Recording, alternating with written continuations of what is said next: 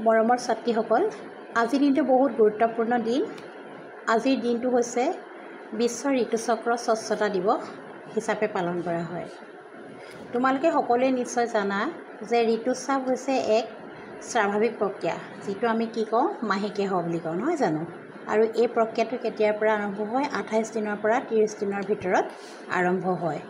আৰু মাহেকীয়াৰ সময়ত কি হয়, আমাৰ ৰক্তচাপ হয়। সেইকাৰণে আমি খুব চাফ চিকুণ হৈ থাকিব লাগে, গা ধুব লাগে, নিয়মীয়াভাৱে আহাৰ খাব লাগে, চলা ফুৰা কৰিব লাগে, খোজকাঢ়িব লাগে। এইবিলাক সকলোবিলাক কামেই আমি মাহেকীয়া সময়ত কি কৰিব পাৰোঁ। যিহেতু এই সময়ছোৱাত কিয় চাফা হৈ থাকিব লাগে, আমাৰ জৰায়ুৰ মুখখন খোল খাই থাকে, সেয়েহে ইনফেকশ্যন হোৱাৰ চান্সটো বহুত বেছি থাকে। সেয়েহে খুব চাফা চিকুণ হৈ আমি থাকিব লাগে। আৰু কি কৰিব লাগে, আমি চেনিটেৰী নেপকিন ব্যৱহাৰ কৰিব লাগে। আগতে কি হৈছিলে জানানে তোমালোকে?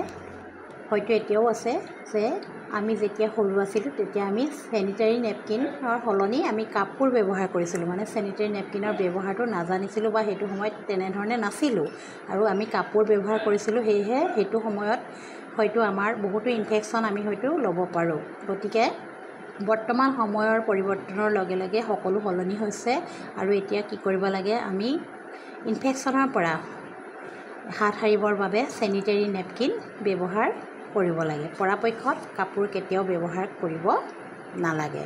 আৰু যেতিয়া আমি চেনিটেৰী নেপকিন ব্যৱহাৰ কৰিম, ব্যৱহাৰ কৰোঁতে হাতখন আমি ভাল ধৰণে ধুব লাগে, আমাৰ অন্তঃবাসসমূহ ভাল ধৰণে চাফা কৰি ৰাখিব লাগে। আৰু আমি যিটো নেপকিন ব্যৱহাৰ কৰিম, নেপকিনটো ঘনাই ঘনাই সলনি কৰিব লাগে, আৰু সলনি কৰাৰ পাছত চাফাকৈ আমি হাতখন ধুব লাগে। এতিয়া নেপকিন আমি চেঞ্জ কৰিলোঁ ন, সলনি কৰি আমি নেপকিনখিনি ক'ত পেলাম? এতিয়া আমি নেপকিনখিনি এখন কাগজেৰে মেৰিয়াই ডাষ্টবিনত পেলাই দিব লাগে।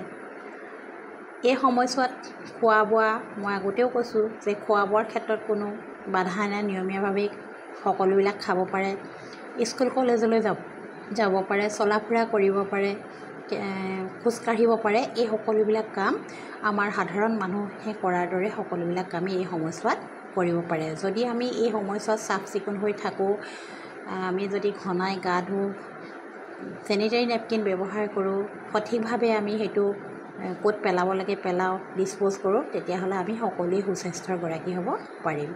ধন্যবাদ।